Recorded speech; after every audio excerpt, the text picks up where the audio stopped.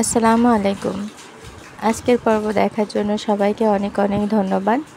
আমার আজকের recipe beef শিক কাবাব। খুব সহজেই বানানো যায়। ঈদে যেহেতু সবার ঘরে এখন গরুর মাংস আছে, তো বিকালে ঝটপট চায়ের সাথে এই খাবারটা দিলে সবাই অনেক বেশি খুশি হয়ে যাবে। আর খুব অল্প উপকরণ দিয়ে আমি আজকে এটা বানাবো।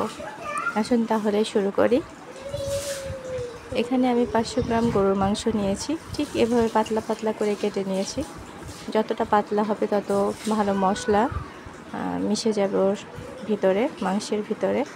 তো সবগুলো ঠিক এরকম করে পাতলা করে কেটে নিয়েছি। এখন এটার মধ্যে আমি একটা লেবু রস আর স্বাদ মতো লবণ দিয়ে 10 মিনিটের মতো মাখিয়ে রেস্টে রেখে দিব।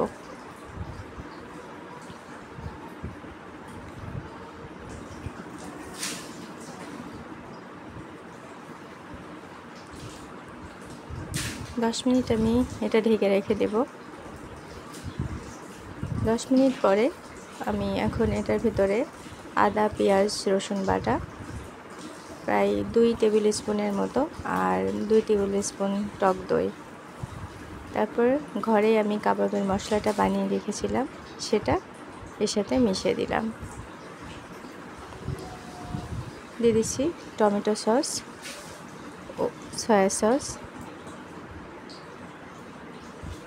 ওয়েস্টার সস দিয়ে ভালোভাবে ম্যারিনেট করে প্রায় 1 ঘন্টার জন্য আমি এটা রেখে দিব। লবণটা একটু কম হয়ে গেছিলো মনে হচ্ছে, তো আমি আরেকটু লবণ অ্যাড করে দিলাম। এটা ভালোভাবে মাখিয়ে প্রায় 1 ঘন্টার জন্য আমি এটা ম্যারিনেট করে রাখবো। 1 ঘন্টা পরে এখন এটা আমি শিকের মধ্যে আর কাঠের যে স্টিক আছে সেটার মধ্যে ঠিক এরকম করে সবগুলা গেঁথে নিয়েছি। বাইরে বৃষ্টি হচ্ছে, এটা ছাদেই করার কথা ছিল, তো কয়লা বারান্দায় নিয়ে এসে সেটা আগুন ধরিয়ে এই শিক কাবাবগুলা বানাবো।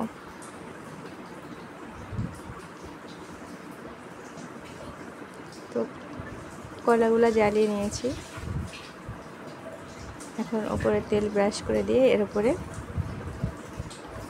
কাবাবের স্টিকগুলা দিয়ে দিব।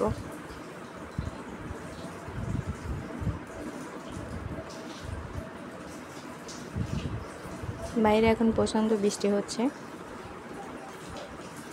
কারেন্ট চলে গেছে, দেখেন আবার আসছে কারেন্টটা। সবগুলা দেয়া হয়ে গেছে। এখন এটা উল্টে পাল্টিয়ে বা মশলাগুলো দিয়ে বারবার কাবাবটা রেডি করে নেব। অনেক বেশি উপকরণ এর ভিতরে দেওয়া হয় না, খুব অল্প উপকরণ দিয়ে বানাচ্ছি এবং বানানোর পরে মনে হলো কি যে এই অল্প উপকরণেই কাবাবের স্বাদটা আমার কাছে অনেক বেশি ভালো লাগছে, ফ্রেশ এবং খেতে অনেক মজা। অবশ্যই এরকম করে ট্রাই করে দেখবেন অনেক ভালো লাগবে।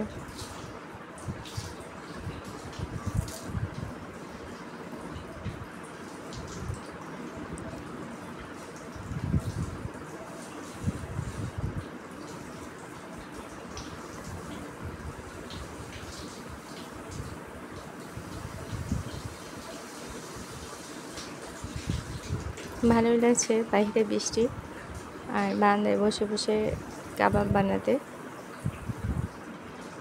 রুটির সাথে খেতে খুবই ভালো লাগবে।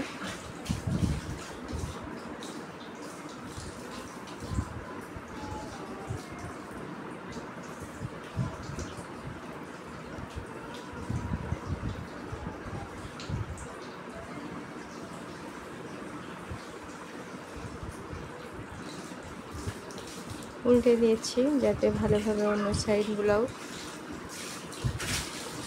সিদ্ধ হয়ে যায়।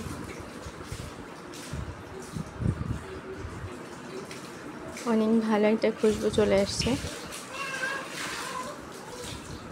দেখবেন গরুর মাংসটা যখন মশলা কম দেওয়া হয় তখন অন্যরকম একটা ফ্লেভার পাওয়া যায়, ফ্রেশ খেতে অসম্ভব মজা লাগে। তো যত কম মশলা দিয়ে গরুর মাংসটা রান্না করা যায়, আমার কাছে মনে হয় কি যে গরুর মাংস খেতে তত বেশি মজা লাগে। তো অবশ্যই ট্রাই করবেন খুব অল্প মশলা দিয়ে এবং অল্প টাইমে সব খাবারই রান্না করতে, দেখবেন খাবারের স্বাদটা অনেক গুণ বেড়ে যায়। আমার কাছে মনে হয় হয়ে গেছে। এখন এগুলা নামিয়ে নিচ্ছি।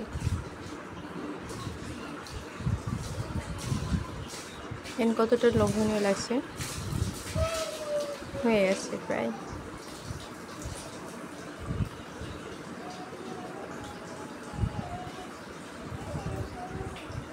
ওগুলো একটু নরম নরম লাগছিল বলে সেটা আমি আবার অন্য সাইডে, যে সাইডে আগুন আছে ওই সাইডে আরেকটু গরম করে দিয়েছি। বাইরে যেহেতু বৃষ্টি হচ্ছে, বারবার কয়লাগুলা আগুন নিভে যাচ্ছে। হয়ে গেছে, আমি উঠিয়ে দিয়েছি।